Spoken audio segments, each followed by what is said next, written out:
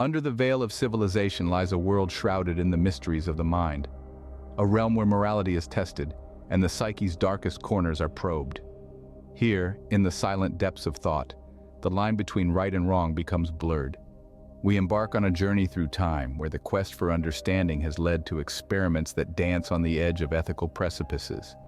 In this shadowy domain, we find the architects of psychological enigmas, brilliant minds whose thirst for knowledge led them down paths that many would dare not tread. Their stories are etched in history, a testament to human curiosity and its potential to veer into the macabre. As we peel back the layers of this hidden world, we uncover truths that are as compelling as they are disconcerting. Join me as we traverse the annals of dark psychology, where the most profound discoveries about human nature await us. Prepare to be enthralled by tales of ambition, manipulation, and the unyielding desire to unlock the secrets of the soul. In the twilight of Vienna's intellectual renaissance, Sigmund Freud, the enigmatic pioneer of the unconscious, ventured into the labyrinth of the human mind. His theories pierced the veil of societal norms, revealing the primal forces of desires and fears that drive us. Yet, amidst his groundbreaking revelations, the specter of controversy looms large. Enter Emma Eckstein, a figure both central to Freud's work and a victim of his most harrowing misjudgments.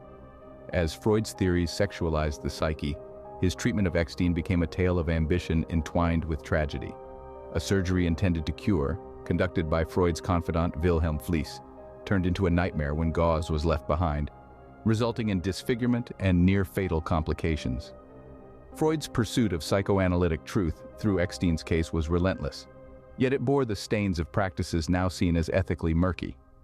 His interpretation of her symptoms through the lens of hysteria and excessive masturbation, a reflection of the era's misconceptions, led to treatments that would be unthinkable today. As we reflect on Freud's legacy, we grapple with the dichotomy of a man who sought to unlock the secrets of the soul, but perhaps lost sight of the person before him. Emma Eckstein's story is a poignant reminder of the human cost of uncharted psychological exploration and the enduring question, how far is too far in the quest to understand the human condition? In a sterile lab, the cries of infant monkeys echo, a haunting soundtrack to Harlow's grim theater. Ripped from their mother's nurturing arms, these innocents were thrust into the cold, unfeeling clutches of wire mothers. A cruel substitution, offering sustenance without solace. These metallic mockeries of maternal warmth fed the body but starved the soul. But the true abyss, the pit of despair, awaited. Here, in this diabolical device, isolation gnawed at the essence of these young beings. Bereft of contact, comfort, or even a semblance of compassion, they languished in loneliness.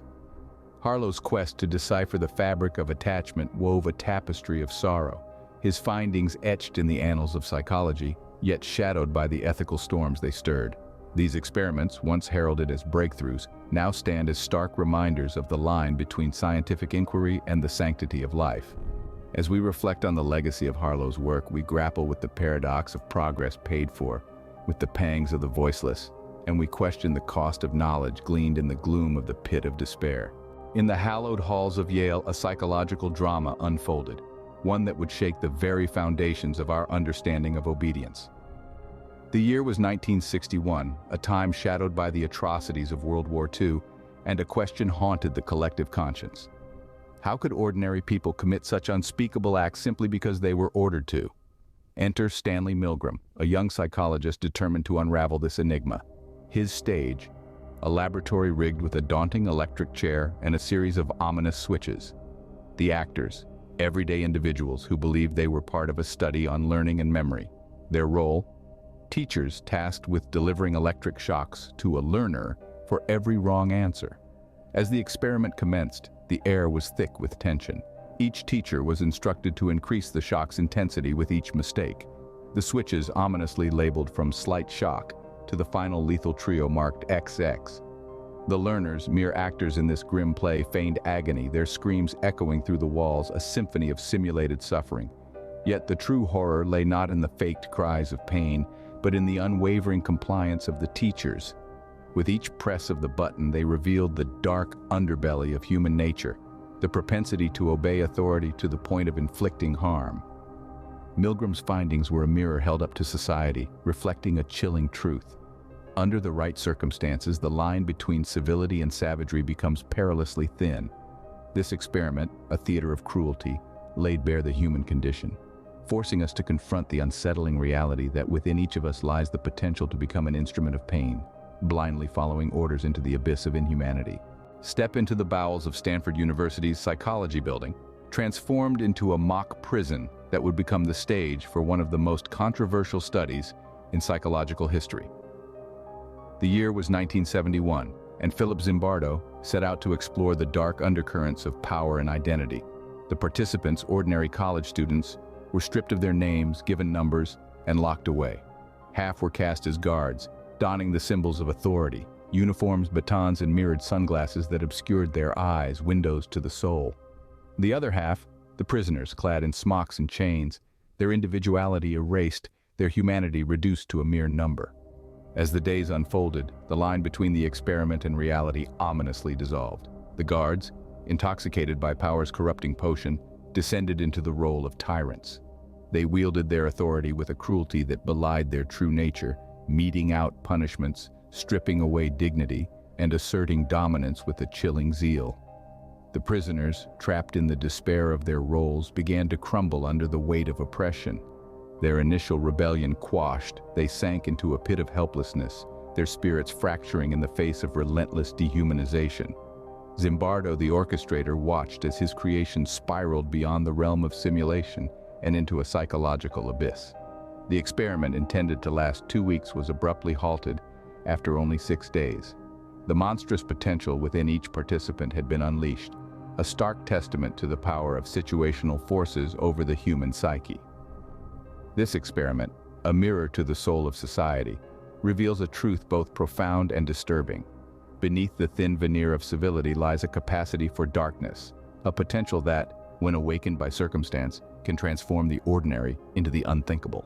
In the silent corridors of Johns Hopkins University, a psychological experiment was set to unfold that would echo through the ages. A young child, known to the world as Little Albert, became the unwitting protagonist in a chilling study of fear and conditioning. Albert, a mere infant, his world not yet touched by the complexities of emotion, was presented with a white rat, a creature that sparked curiosity, not fear. But the calm was not to last. Watson, the architect of behaviorism, and his assistant Rayner, sought to delve into the mechanics of the human mind, to see if fear could be taught, could be woven into the fabric of a person's being. With each clang of a hammer against steel, a piercing sound that rent the air, Albert's innocence was marred. The white rat, once a symbol of benign curiosity, transformed into a harbinger of dread. The child's tears, his attempts to crawl away, were not just responses to a loud noise, but a testament to the power of psychological manipulation. The experiment did not end with the rat. The fear bled into other aspects of Albert's world. Furry objects, a dog, even a Santa Claus mask became objects of terror. Watson had succeeded in his goal, but at what cost? The ethical lines blurred, the sanctity of a child's mind compromised, all in the name of science. As we recount the tale of Little Albert, we are forced to confront the unsettling reality of psychology's past. The experiment stands as a stark reminder of the lengths to which the field has gone in its pursuit of understanding, and the moral quandaries that arise when scientific curiosity overrides compassion. Amidst the Cold War's chilling paranoia, a secret chapter was written in the annals of espionage and psychology. It was a time when the CIA, driven by the fear of Soviet mind control, embarked on a clandestine quest that would push the boundaries of ethics and human dignity. This was the era of Operation Midnight Climax, a sub-project of the infamous MKUltra program. In the underbelly of America's urban jungles, San Francisco and New York, the CIA set the stage for a most unusual experiment. Safe houses, disguised as ordinary apartments, became the setting for a plot that seemed ripped from the pages of a spy novel. Here, the unsuspecting were lured into a web woven with seduction and subterfuge. Prostitutes on the CIA payroll played the role of sirens, drawing clients into the depths of these dens where more than just secrets were laid bare. Behind one-way mirrors, agents watched, cocktails in hand, as the drama unfolded. The men, drugged with LSD and other substances, became unwitting pawns in a game of psychological manipulation. The goal, to see if a combination of drugs and sex could pry loose the tightly held secrets of the mind. As the experiment progressed, the lines between observer and observed blurred. The watchers behind the glass, steeped in their own voyeuristic trance, became as much a part of the experiment as the drugged and deceived. Midnight Climax was more than just an operation. It was a mirror reflecting the darkest corners of the human psyche and the lengths to which governments would go in the name of national security. This operation, shrouded in secrecy, would eventually come to light, igniting a firestorm of controversy.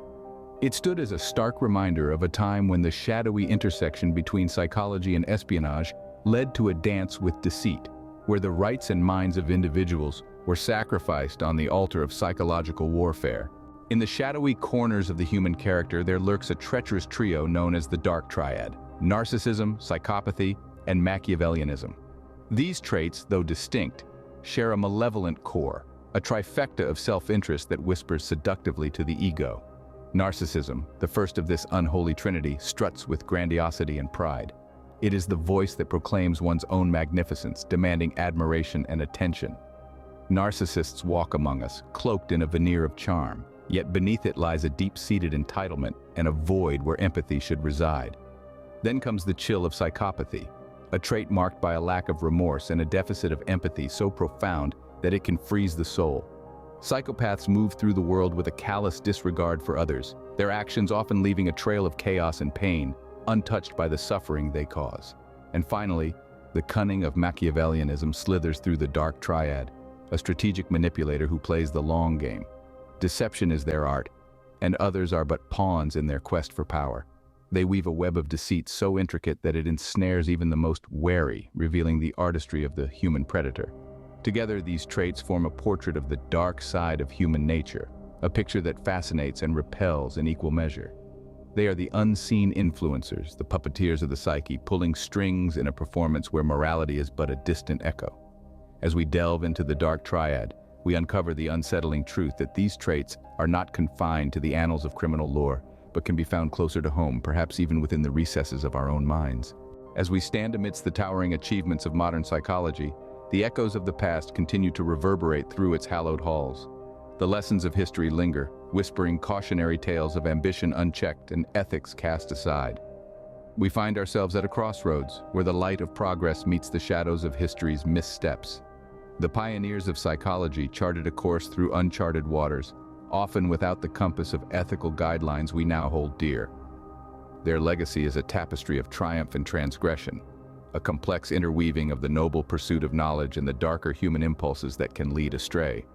Today, we wield tools of unprecedented power to peer into the mind's mysteries, to alleviate suffering and to enhance the human experience. Yet the allure of the unknown beckons, tempting us with the siren call of discovery. The question remains: have we learned from the sins of our forebears, or do we still flirt with the boundaries of what is permissible in the name of science? As we navigate this era of innovation, we must remain vigilant. The specters of Freud's overreach, Harlow's heartbreak, Milgram's obedience, Zimbardo's prison, and Watson's conditioning loom as reminders that the quest for understanding must be tempered with an unwavering commitment to the dignity and well-being of all. Let us embrace the wisdom gleaned from the past, using it to forge a future where the pursuit of psychological insight is balanced with an ethical imperative. A future where we honor the legacy of those who came before by ensuring that the shadows they cast do not darken the path ahead. A future where the echoes of history serve not as a prelude to repetition, but as a guidepost to a brighter, more compassionate understanding of the human condition. As our odyssey through the shadowed corridors of dark psychology draws to a close, we are left with a mosaic of human endeavor, painted in shades of marvel and moral ambiguity. The tales we've traversed are more than mere stories. They are the beacons that illuminate the delicate dance between knowledge and ethics, power and responsibility. These chronicles, though unsettling, serve as stark reminders of our fallibility and the profound impact our actions have on the tapestry of the human experience. They challenge us to look within and question the motives that drive us, to recognize the potential for darkness that resides alongside the light within each of us. As we stand at the confluence of past and present, we are tasked with carrying the torch of understanding forward, ensuring that it casts light without scorching the earth beneath it. we must tread carefully, balancing our thirst for insight with a reverence for the sanctity of the human spirit. Let this journey be a testament to the resilience of the psyche and the enduring quest for self-awareness. May the echoes of history's lessons resonate in the halls of modern psychology, guiding us toward a future where empathy and compassion are the cornerstones of inquiry. And so, we part ways, armed with a newfound appreciation for the complexity of the mind and the ethical landscapes we navigate. May these stories inspire us, not to fear the depths of the human condition, but to approach them with wisdom, courage, and an unwavering commitment to the dignity of all beings.